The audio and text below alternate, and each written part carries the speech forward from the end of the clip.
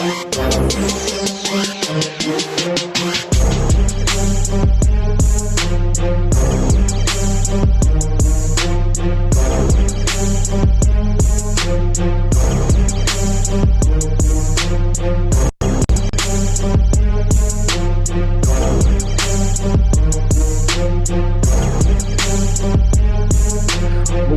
to Love Akron Live. Welcome. My name is Benjamin Beaver, and I'm excited to drop the track. Hi guys, this is Ben Beaver, and I'm excited to get to be with you today. We're actually going to be recapping a part of our conversation that we had at the Black and White Conversation, Connection versus Collision, and it's a great little quote. We'll actually look at a video clip from it. But first off, the good-looking man over here, how are you, Coach Kemp Boyd? Hey, how you doing, my brother? Good to see you this afternoon, and good to be with everybody in Greater Akron and across the globe. Hello. In digital surround sound, multimedia experience, blah, blah, blah, blah, blah. Man, it is Wednesday afternoon, and Coach, we've already gotten to have some amazing conversations just today. We got to be on earlier with all the educators, or some of the educators' administration across CVCA, public schools, Manuel, amazing people. Then we got on some great calls. So how you doing? How's your spirit? How is I know later we're going to be seeing some football players, which will be really, really fun. I'm excited to get to meet your team. How is the Boyd world and all its different layers?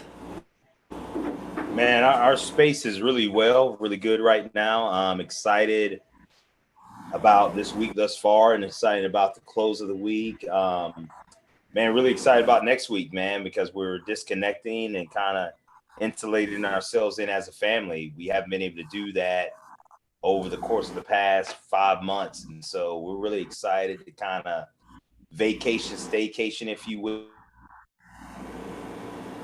strong to get some loose ends tied up, and and if they stay loose, then they stay loose. It'll be all right. But everything is well, man. How about your direction? Yeah, man, I'm right there too. So we're actually, as Coach was saying, a number of us are going to be off the grid a little bit in the next week, but we're here on the grid right now with you. And I want to start off by showing a video. We actually showed this our next step conversation, and it was a fantastic just conversation. But listen specifically for what Gina Burke says in here, because that's what we're going to be discussing. So let's watch that beautiful bean footage. An example I always give to married folk. I said, I'm cleaning the gun. Gun accidentally goes off and shoots you. There's no intent, but guess what? That bullet does the same damage whether you intend it or not. Well, this systemic racism is a gun that is constantly pointed at minorities, and particularly African Americans. We've got a set of constitutional ideals that say that we regard everyone as equal. And we know that over the history of our country, those ideals have not been met. And I am concerned with anybody who believes that you can put your foot on somebody's neck for 8 minutes and 46 seconds and think that's okay. He never thought of it that way. And then we hugged. Everybody's so afraid to be racist. I'm not a racist, but sometimes it's not even evil intent. There may be no intent, but there's still impact. Sadly to say, from a white person's perspective, our culture is too violent towards each other. People become apathetic because it's not something that they caused. They feel like it's something they don't have to deal with. The myth of America.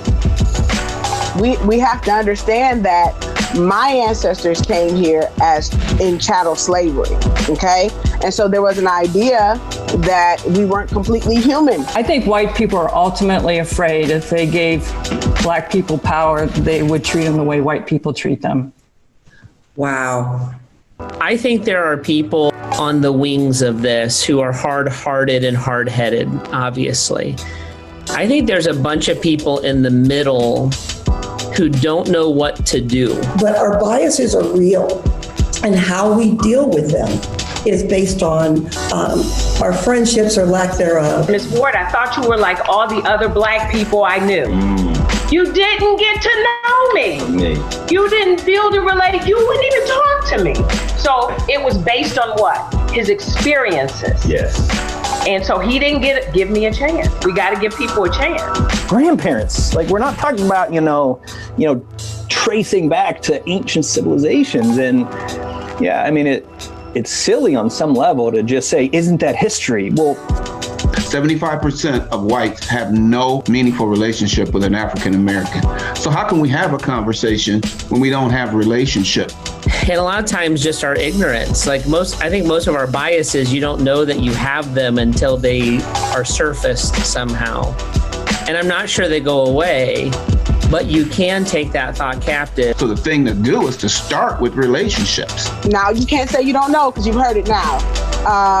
Then you have to make a specific effort to do what it takes to dismantle something that makes it difficult for other people to live as your neighbors and as fellow citizens. Because this is where it's going to start. It's going to start by us talking, by us having the conversation and going a little bit deeper with one another and a little bit wider. Again, it's about being comfortable with being uncomfortable.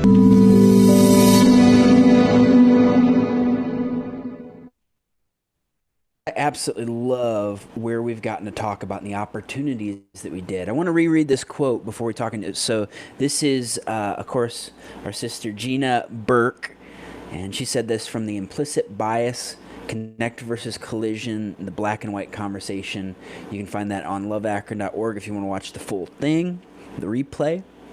But she says, I think white people are ultimately afraid if they gave Black people power today, that they would treat them the way white people treat them. And I'll never it was such a powerful moment because our friend from the NAACP, she just literally just said, wow, and didn't even realize that the camera went over to her when it happened. But that's what I was thinking as well. What went through your heart and your mind, Coach, when you heard that? Well, before I get to that, I think you need to do some editing to where after Judy Hill says that, it needs to stop. Because that was just a mic drop, because it was. I think the one thing that I thought about was disbelief that I actually heard that from a white person. Because you don't get that type of candor or truth from most white brothers and sisters today, to where they're going to say what she said about, white people are afraid that if they give Black people power, they would treat them the same way that we have treated them, right? The roles will be flipped. And that's just an interesting, I think, and candid and very open statement that I think is Gina's truth. I don't know if it's the truth, but that is Gina's perspective. And I think that along some of these lines, there probably is a little bit of truth to that. And with that being said, I think we still have white brothers and sisters, I think, especially in man, it's funny. I just got an article yesterday that was sent to me that talked about racism is higher in white evangelical churches than with white non-believers. And wow, I thought that was really powerful. And you start to think, well, why is that? Right? Why, why is that way? And so I think a little of Gina's quote and Gina's perspective is some truth, because I think that when you're driven or when you have a fear or you're afraid of something, it really confines you from walking in true image bearing identity of God. Okay. And what I mean by that is when we think about being created in God's image, I think most of us think very literally as far as externally, the external image, right? Oh man, I made an image of God. I made in the image of him, this, that, and the third. But my good friend, brother, I have the awesome opportunity of pastoring with Brian Kunkler. On our walk and talk yesterday, he was like, man, Kent, when we talk about the image of God, really it's about us walking in the capacity or the characteristic of rulership and having dominion. And I thought that was really powerful because I'm like, man, I've never looked at it like that, right? Think about this for a minute. And, you know, Brian did a much better job of kind of breaking this down, but he talked about, you talk about being an image bearer of God, it's about walking in his authority. But we think a lot about walking in his physical image, but we really don't know what the physical image of God is, right? Like this say, like his measurements are nowhere in the Bible. Like he's 6'6", he's 350, no, it just says image bearers of God. So what does that look like? And I'm gonna speak for myself. My mind always went to a physical image, but what he was saying is, no, it's about walking in the authority of that he has to reign and to rule and to have dominion on the earth, not over people, right? But over the earth, over the things, over the creepy things that crawl upon the earth, over the things of the earth. And if we're not doing that, are we truly walking in the image of God? And so that, for me, that was just a powerful thing to really think about and to meditate on. And so again, when we're walking from a fear-based perspective, Ben, what begins to happen is, and we talked about this, instead of us asking, we go and pray and we're stuck in this position, which we've all been in, like, oh man, what do I do about this? What do I do about race? What do I do about all these different things? The first thing that we think about doing is, man, I'm going to go to God and pray, right? And so we go to God saying, okay, God, what do I need to do? And I don't know if that's the right thing to be praying versus saying, okay, God, what am I afraid of? Because if I can identify what I'm afraid of and then I can acknowledge it, that's what frees me or releases me, if you will, to truly walk in the image of God, because now I can rule my own self first. See, when we think about rulership, and that element of confession, which is speaking the truth. And I think a lot of times I read a verse the other day that it's that thing of like, let your words be few. This is God, the entire universe. And the translation I was reading it in, it said that don't just endlessly kind of babble mindless things to God. And of course, Love Akron, Christian organization, we're talking from that perspective, and us as people. And this idea of actually, like, especially in the body of Christ, so Christians, you said earlier that it's the most, how did you phrase that from that article again? Because that was powerful. Let me go back and find it before. Because this, so that way I'm saying it right. I hear a lot of times people say, hey, the most segregated time of the week is 10:30 on Sunday. Because that's church time. Yeah. It says, the title of the article, it says, racism among white Christians higher among non-religious. Wow. So you brought this into this idea of image bearers and how a lot of times I think the same thing when I think image bearers. I think of what we look like. Oh, God must have a face. It's not described specifically in the Bible. But that concept, when I start thinking about that, just to be hot and humble and transparent, I'm normally thinking of a white guy because I'm a white guy. And even our image of who Jesus is, like, Jesus was a Middle Eastern man. There's no way he was as pale as me. Like,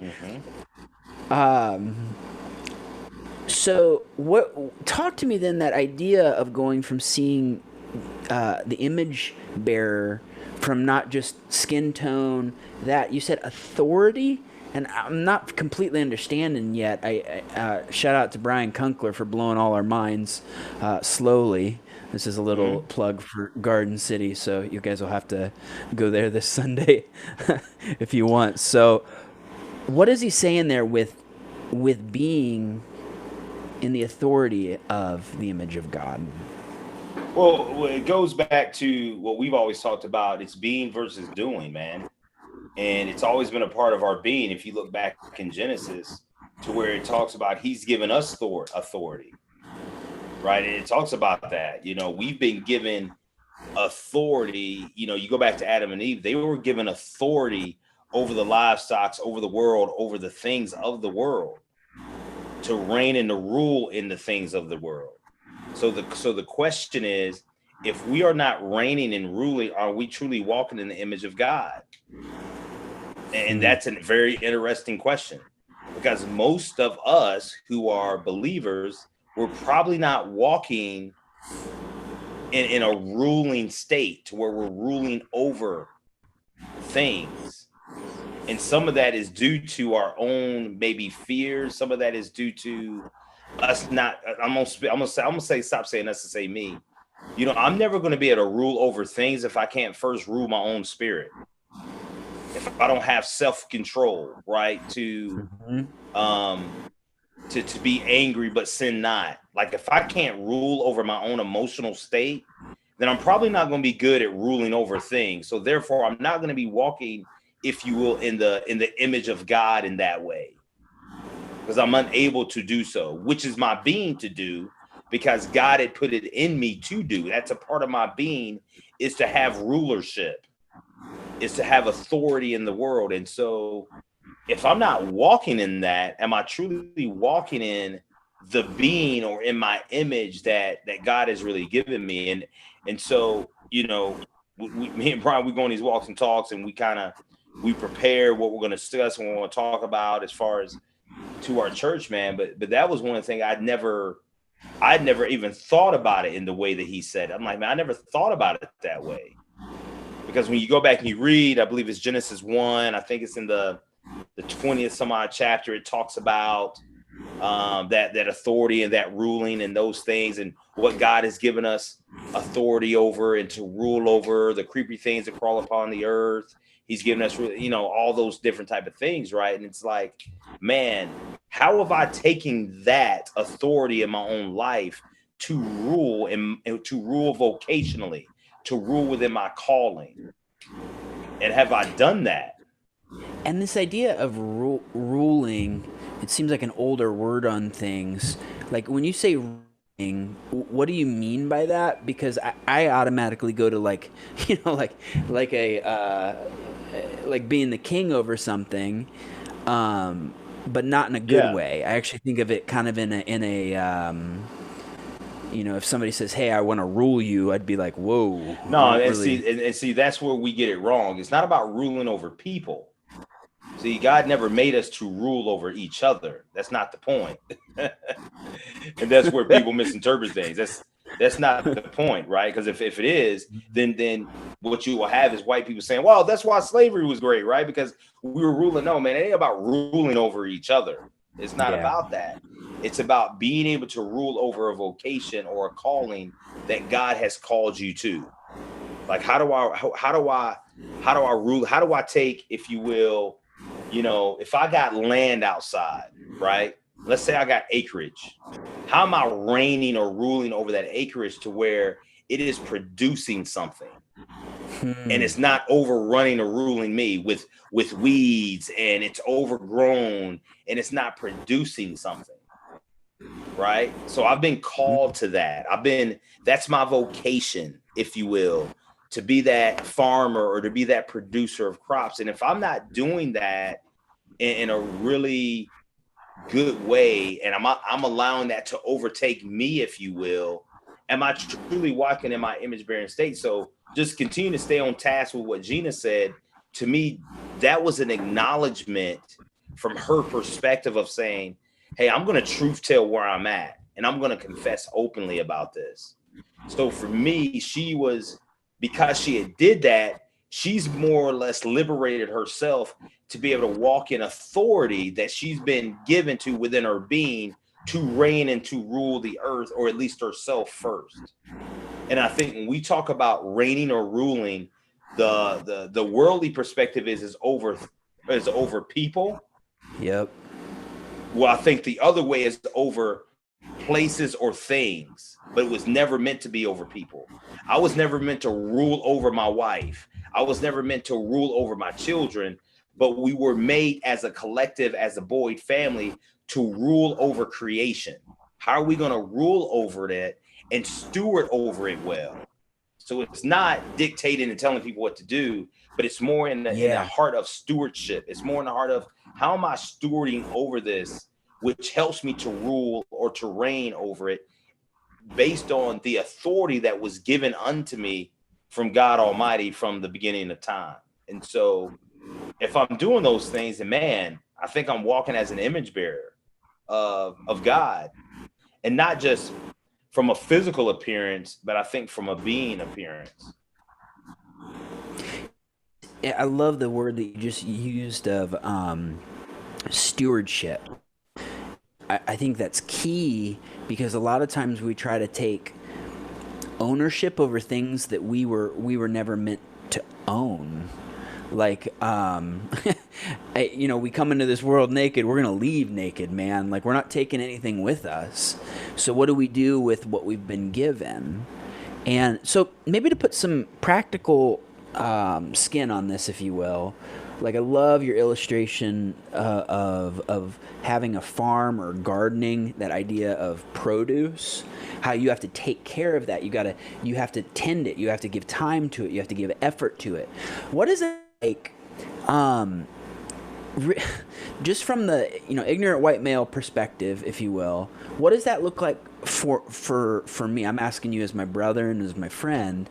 Like, it's not just saying like, well, that's history. This the one pastor from Redemption Chapel said, he's like, hey guys, this isn't ancient history. This is like grandparents kind of thing from one of our original conversations. And what does it look like, though, to steward well being a white man in today's culture? And it depends on how you want to generalize yourself as a white man. Do you mean a white man that's just in the world, or do you mean a white man that's a Christian? Which one? Because that's two different things. It's true. Those are two different conversations, because if you're telling me you're a brother of mine in Christ, well, I'm going to speak to you a little bit differently. Let's actually start real quick of what it would be like to someone who doesn't follow Jesus, and then to me, who does follow Jesus. I'd love to hear both of those places, because it really connects well to what you were saying about that stat, how the church is actually called to this. So let's start with, if I don't follow Jesus. Yeah, I think if you don't follow, based on this article that I just read, you're more apt and more open to hear me and to listen. So that's probably a little bit easier, right? Because you don't know what you don't know what you don't know, and so you might not have had you might not have had it. So with you, I would just say simply, man, educate yourself. Like, this just ain't me as a black man propagating racism for the sake of propagating racism. Systemic racism has been around for centuries. Hey, if you have a question about it, the first thing I'll say is, man, go get understanding, go educate yourself. Just don't come in a posture of, hey, I want to do something so I can check a box, or because I feel guilty about it. But also think about your own white fragility. Why do you feel somewhat offended or defensive when we begin to talk about race? Why does that kind of prick you a little bit? Investigate that for your own self. And I would probably offer you a couple of books to read, to first educate yourself. And then once you do that, now let's come back and talk deeper about it, because until you educate yourself, you're going to go by maybe what I'm saying, and you may not believe that because we don't look the same. Because when you go back into your own circle of people, you're gonna say, "Oh man, black folks been saying that forever," and man, that was so long ago, right? And it's like, well, no, not necessarily. So that will kind of be my posture, and that'll be my same posture with everybody. Is, first of all, I think you need to educate yourself, but I think from a standpoint, if you're a Christian, I would again go back to this and say, "Hey, brother, why do you think this is? Why do you think a magazine article, and that's not the only one I have, it's just one of the ones that I have, that would say that racism is higher with white Christians or white brothers and sisters versus if they're non-Christian? Like, why do you think that is? Let's really lean in and talk about it." And so, but going back to an article I read probably about a week or two ago, it talked about how, there was I think it was 6 out of 10 white pastors felt like racism shouldn't be talked about in a sermon or in a message. Well, that kind of explains the other one. We don't really want to talk about it because it doesn't make us comfortable, or we don't think it's a place to talk about it within the church. And I would challenge the fact that it is. I think being able to talk about racism along with the gospel and salvation, I don't think it's a either or. I think it's a both and. But I think we try to separate it out so much so because we don't want to get hung up too long. And I think that's where the other conversation I mentioned, and we can post this for people, was how Black Christians are concerned about the white lash that is going to happen, to where white brothers and sisters who are Christians are going to get tired of kind of talking about it. It's like, when can we move on? When can we turn the page? Is this still appropriate for us to be talking about? And how long do we have to talk about it? Well, I said this before, as far as I'm concerned, we should never stop talking about it again. We should continue to talk about it to the point to where we all have a deeper understanding of what's happening going on. And because that way you're going to have a deeper understanding of me. And so my question would be for you, Ben, if I'm really your brother in the faith, do you really want to get to know me as your brother? Do you want to get to know what makes you feel comfortable to know of me? Do you really want to get to know my story? Right? Yeah. It's one of the first things we talked about when we had Bishop Johnson on was, hey, getting to know one another's story. Well, I've kind of had to learn your story all my life, or at least a perception of your story, right? From the lens of how that story's been portrayed. And you've learned somewhat of my story of how that story's been portrayed on a very minimal level. From afar, man. From afar. And it's those things that, growing up as a white man and being around, the homogenous community that is white, I look to, I remember growing up and what was the name of that one movie that was super popular? It was with the guy from Reading Rainbow. That's why I remember this. Yeah. It's so weird. But like, that was my perception of that long ago. That was a little understanding. But until this last year and being in relationship with Coach Kemp, but being in a relationship with you and you having very uncomfortable conversations and me having very uncomfortable conversations with you, it just feels like I'm starting to see. And I think that's a big thing right now, especially as we're going towards, you said something earlier that I thought was just so good, was this thing of you don't want to talk about it in church because it's uncomfortable. And I think a lot of times we actually try to push it into politics. and it's like, well, that's not talk about the politics. We don't want to be political here at church. And especially as we're going towards an extremely heated time period with this November being an election season, how can we have those conversations, man? Like, how can we be like the tip of the spear on that? I know we're doing that personally, but for those watching, like, it's educating, I think, but I think a piece of it is taking that step with a trusted friend, and that takes time, right? Yeah, it takes time, and we talk all the time about moving at the speed of trust. And I want to give some shout outs to some white brothers and sisters who over the past month have reached out to me personally, who didn't know me before. They saw me on a video, they saw us doing some things, and they said, man, I would just love to get a cup of coffee with you. And they leaned in. Like, they didn't sit back on the sideline. They weren't spectators. They were not waiting for an initiative. They wasn't waiting for a drive or a capital campaign or invitation. They stepped out of the boat, if you will, and began to say, hey man, I'm going to walk out on this and I'm going to see where I land. And with no other expectations, but to say, hey, I just want to get to meet someone. And I'm going in knowing that I'm probably going to say the wrong thing. But I tell people that I meet with all the time, I said, if you worry about saying the wrong things, you're going to say the wrong thing.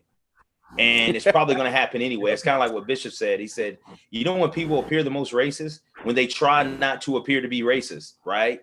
That's when you look the most racist. So it's the same way, Ben. And here's the thing. I just want everybody to understand this. I'm not here to displace guilt. I'm not here to condemn. I'm not here to make people feel bad. These are simply things. These articles I talk about, I just send them to you, Ben. You can put them on here. But these are things that I've come across and read that people have sent to me that, first of all, grieve me. And I think it grieves the heart of God, because we're talking about the body of believers, man, and there's nothing new under the sun, right? This ain't nothing new. So there has been ethnic prejudice. There's been these things going on from the beginning of time between the Jews and the Gentiles, right? So much so to where Paul said, hey, listen, man, we're all one church.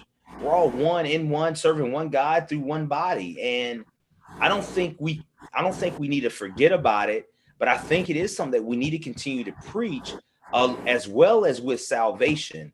So it's not a either or. And I just want us to hear that. It's a both and. And I think we've developed this mentality to where we feel like it has to be an either or, when I think it can be a both and. And so I just want to encourage, all my brothers and sisters, white, black, brown, everything, that I hope that we can take that approach and that posture together, because I think we have to. I think we need to. Because we are living in challenging times. And I'm going to tell you what, it doesn't seem like it's getting any better. And I'm not saying it from a place of fear. I'm saying it from a place of just look around. I mean, I sincerely think none of us thought we would be in the middle of COVID the way we are right now.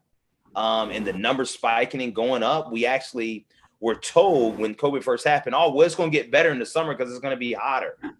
Well, it's actually gotten worse, and so, it's just, man, I just get really excited about this, man, because I see what God is doing.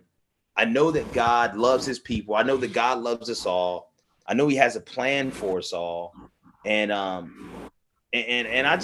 love having these discussions, because I think it does take us to a place that is, at the end of the day, it is uncomfortable. And we talked about this, I think, a couple of weeks ago, Ben, where there's a show on where it's called Uncomfortable Conversations with a Black Man, right? I love that title. Yeah, and it's like, but that's what it is. It is uncomfortable, because we are afraid of what we're going to say, what we're going to allow slip. And we're so guarded because, I don't want to come off or sound like a racist.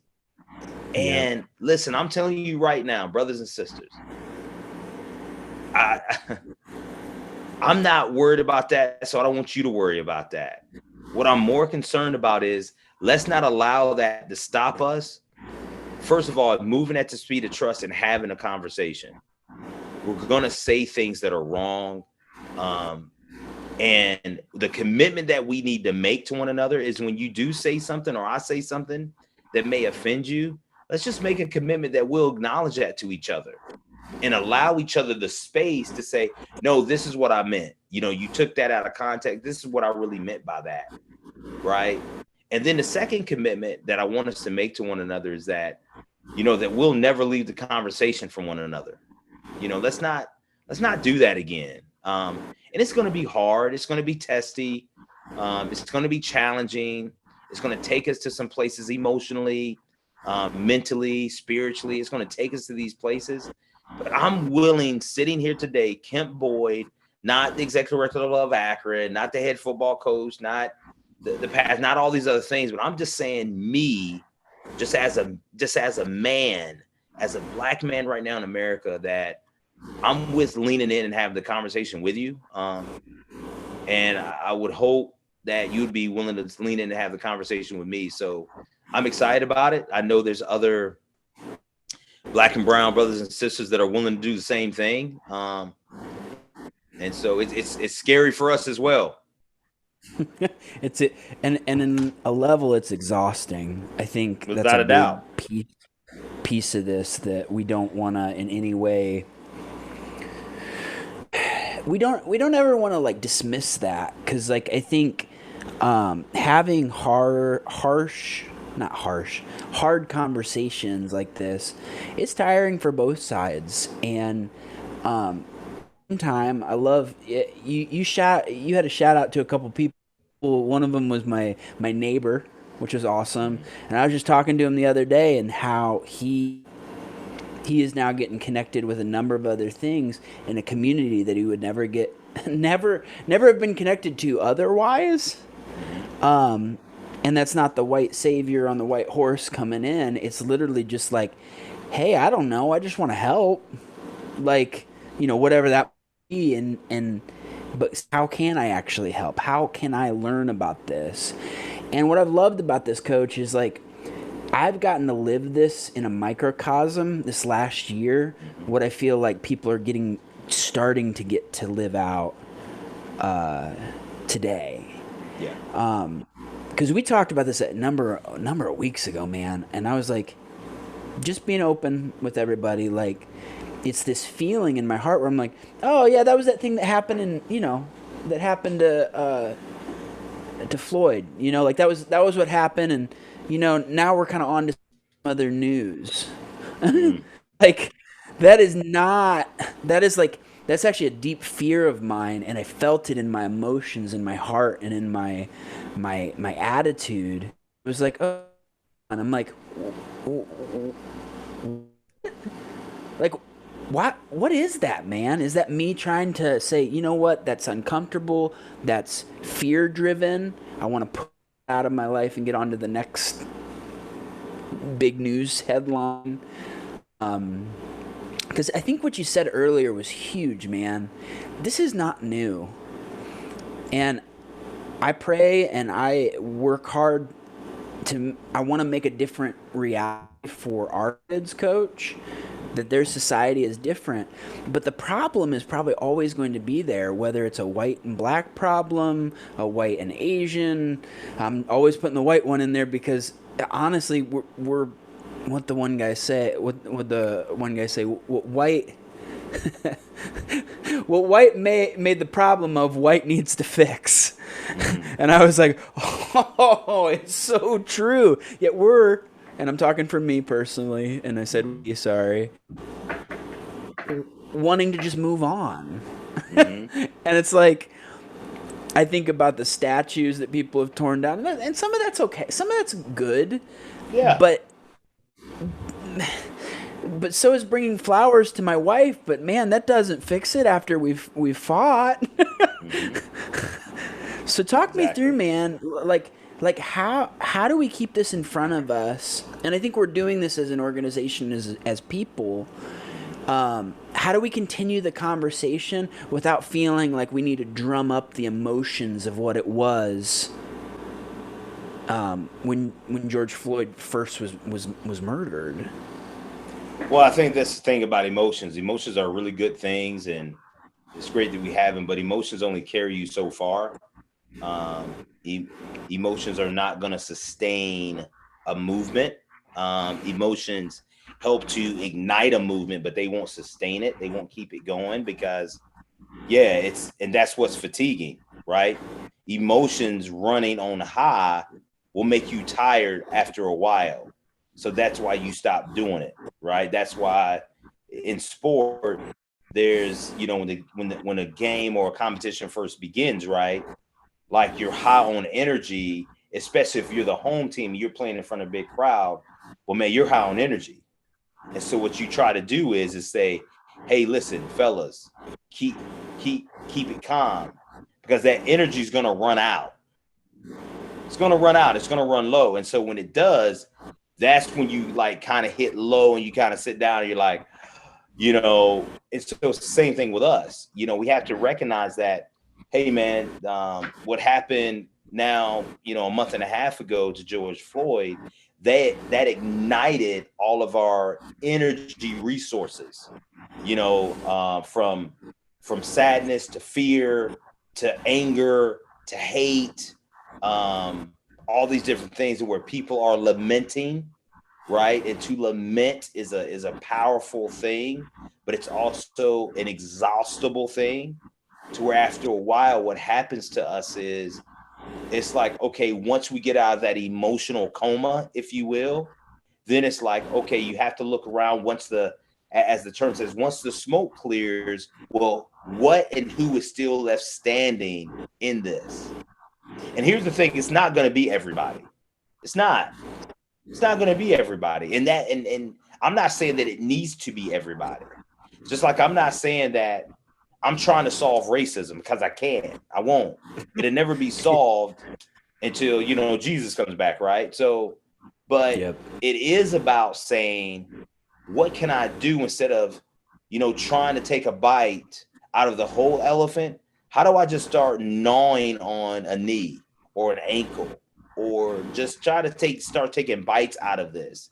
And so it's going to be a continuation of memorializing and celebrating those ones that have laid down their life and that have died from a place of injustice, right? How do we come back next year to honor that and to celebrate it? Because now we want to believe that maybe it wasn't political advancement, maybe one even wasn't city advancement, maybe it's advancement with me personally, that I gained more understanding. That now I have a couple of resources, a couple of books under my belt that I've read that made me more conscious or aware that what's happening going on. And I probably wouldn't have had it if this incident, happened, it wouldn't have heightened me emotionally in that time. And so again, emotions are good, but it's only going to take you so far. Then after that, it's going to be, okay, now I got to gain some understanding. Now I got to go and do the work. Emotions have guided you through the work. Now you're doing the work from an intentional standpoint, because I want to continue to do it. There's individuals that I'm meeting with that I met the one time, and maybe it was emotional for them and for me. But before we left, I said, hey, and we both agreed that let's make another time to meet, so that this is not a one-hit wonder for us. Yep. I don't know what we're going to talk about. I don't have a set agenda. We don't have anything that we're doing. But I know with one brother I meet with, we're reading through a book together. And so that's our connection. Hey, we're going to read through this book. Every time we meet, we talk through the book. We talk through what we understand. But that's not the only time we talked. We talked last week because he had some things that he wanted to discuss and talk about. I had some things I wanted to discuss and talk about. So now we kind of have this commonality. And because we figured out one commonality, which was this book, we begin to delve into other commonalities that we have. Hey, he's a husband. He's been married 16 years. I've been married 15. Oh, man, he has children. Man, I have children. He's still, he's big in sports. I'm big in sports. Hey, and so you begin to unravel all these things, but it's only because you recognize that emotionally this is going to run out. That well is going to run dry. Yep. And if we're only sparked every time somebody dies unjustly at the hands of anything, like I almost think, man, we're doing it a disservice. because there's going to have to be a time when we come and talk about race from a standpoint of that we celebrate race. We celebrate our differences. We celebrate our diversity. And we have to be able to celebrate it and not always talk about it from a place of crisis, from a place of almost, oh my gosh, we got to have this conversation again. Because I know that's the mindset. Man, we got to talk about this again. We got to do this again, so. There's something key that you just said there is that relationship between emotions and then ongoing relationship, and the crux or the fulcrum of that, the piece that is huge is it's a decision. Without a doubt. I used to do a teaching on the idea of moments style, and you can have great moments of things. Like I can have a great date with my wife. I can have a great time, talking to Coach Kemp. I can go to this event. I can do this thing. And then if I don't make any other decisions out of that, well, that was a nice moment that I had back there. That was great. We'll have pictures on Facebook for it. But where it goes from moment to lifestyle is where you make a conscious decision based upon truth, maybe spurred on by emotions, but based then on truth, to then walk a different direction. And man, that right there is, my hope is that these moments would not just stay as moments that happen, that we would transfer this, and that is what I truly do believe will create collective impact throughout Greater Akron. Because you're right, man. I mean, even it's like next week, guys, we're not going to be on here live. We might re-show something, but like it's because, man, we've been running, and we gotta get rested up because we're getting ready for the next. Now here, I'm trying to use sports metaphors, man, and I realize halfway through, I'm like, I don't know what I'm talking about when it comes to sports metaphors at all. I'll never forget the time that I once said, "Oh yeah, 22 people, both sides on a football team," and coach just kind of looked at me and said, "You don't know what you're talking about, do you, Ben?" I said, "Yep, you caught me." I don't know anything about sports, but what I do know is that we need to rest, but it's not for our sake. It's actually to keep going. Well, Coach, any final thoughts before we show, our promo for our next conversation, our next black and white conversation called White Privilege? It's going to be an amazing discussion where I have a number of different amazing people. Bishop Joey Johnson will be on there. You'll see the others. And but just kind of closing thoughts on this idea from Gina that it's this level of introspective understanding from her and really pointing at something that, I mean, yeah, man, I think it is a fear that as a white person, I couldn't even articulate. But when she said that, my mouth dropped. So last couple thoughts on this, Coach. Yeah, man. Let's just, my thoughts are really brief. Let's just keep chopping wood together. We're available at Love Akron to help to facilitate, to connect, convene any different conversations with different organizations that want to lean into having this conversation. We've had different people call us to want us to come in and talk, not from a standpoint of policy and procedures, but from a standpoint of saying, hey, we just want to have an informal discussion of race and what this looks like. And we want it to be a candid conversation and an open conversation. So we welcome that. We want that to happen and to go in a really great way. So let's just keep doing this together, Akron. Know that you loved and that we love you. And again, we don't need you to believe the way we believe, but we need you to care about what we care about. And that's love in Akron. So this is the way that we can do that. We actually had a question in from Dan Weiss, and he says, I feel like the idea, and this is a good segue into what we'll be talking about with white privilege, but he says, I feel like the idea of white privilege drives a wedge between white and black people. I would even say the idea seems racist. How do you guys feel one discusses white privilege? Who is this, brother? This is Dan Weiss. Weiss, W-E-I-S-S? W-E-E-S-E.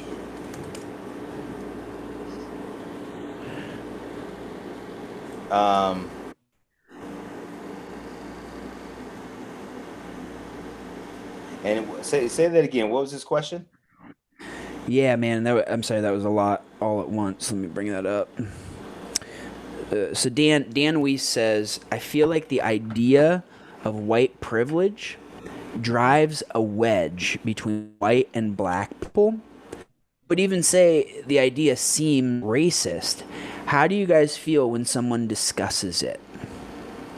It depends on, I think, it depends on how it's being discussed. I think you're going to have, obviously, there's going to be some, maybe not all, but maybe some white people, they discuss it from a place of defensiveness and feeling offended, where when I'm saying white privilege, I'm not saying that you haven't worked hard to get to where you are. I think we all have.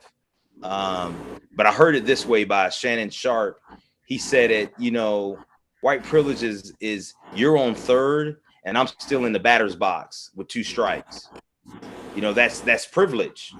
And I think we asked the question is, how often do you think about being white? And there was a white brother that says, man, I don't never think about being white. That's privilege. Because I think about being black every day. And that doesn't mean that you're a racist. It just means that I think, from my standpoint, sometimes it's acknowledging that it is a real thing. And I think sometimes it's being dismissed as if it's not a real thing. And it is. And so I'm not coming from a place of trying to condemn it or anything of that nature, but it helps when I think white brothers and sisters can acknowledge, like, yeah, man, that is the real thing, based on it from defining what it means, not defining what I'm saying that it means for me because I want to bash you with it, but from that perspective. Yeah, and Dan, thank you for that question, man. I know you even wrote in the comments saying this probably is a better question for the event, but I appreciate you starting it now, man, because I think in a lot of ways there's a wrong definition on it, where it's almost a political idea. But we're saying it's not a political stance as much as it is the facts that I feel this all the time, and Coach backed me up with this. It's like when I go into a room, I don't have to think about the color of my skin. A lot of times it's really personality, but I don't normally think about how I'm saying something. I just say it.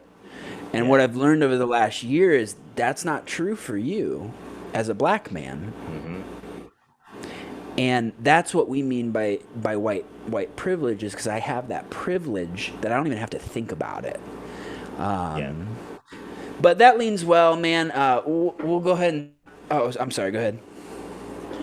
No. I was just saying that, man, it's an inherent advantages possessed by a white person on the basis of their race in a society characterized by racial injustice and justice. So it's, it's inherent. Sometimes it's just something that you're born with. It's not a demeaning. Like I said, it doesn't mean that, Ben, you haven't worked to be who you are, the things you have. This doesn't mean that. And I think sometimes people come across with it trying to mean it that way, or it's taken to mean in that way. Man, we've all worked for what we have and succeeded at some form or level. However, there is an advantage. There is an advantage that I think that is there that I think when acknowledged, it's like, okay, yeah, I acknowledge that. Cool. And for me, I appreciate that acknowledgement versus trying to defend that. Oh, well, no, I don't. Like, you know, I have the same challenge you have. And it's like, no, you don't. You know, and I'm not even trying to keep record of right and wrong, right? I'm not even trying to give you the resume, but that's just the reality. It's not the same. It's different. And, you know, for me, it's all about acknowledging what that difference is. I mean, and say, yeah, man, yeah, I do have some advantages from that. Just like, you know, there's some advantages that I have, even as a black man, that some of the players that I coach don't have, right? And I've gained some of those advantages, right? But what I attempt to do is the advantages that I have, I want to play it forward for them because somebody did it for me. And so now how do I do that? How do I leverage my privilege on their behalf? And now that's what I feel like I'm accountable to steward over really well. So, hey, man, thank you, brother. Thank you for us continuing to lean into these conversations. Yeah, man. Dan said thank you for that answer, which we just appreciate you joining the conversation, Dan. We always end it this way, but we're going to say this, and then we're going to watch a preview of the white privilege conversation. Please just click the link below, and that'll actually take you to where you can sign up. Please share that around, RSVP for it, and be a part of the conversation. And then even more so, we'll announce it that week, is the next week is the next step, where we'll break it down in these kind of conversations, except we're not on Facebook Live. We're talking as people to people. So, Coach, would you set it up, and we'll just say it real quick, and then we'll jump into our video, my dude.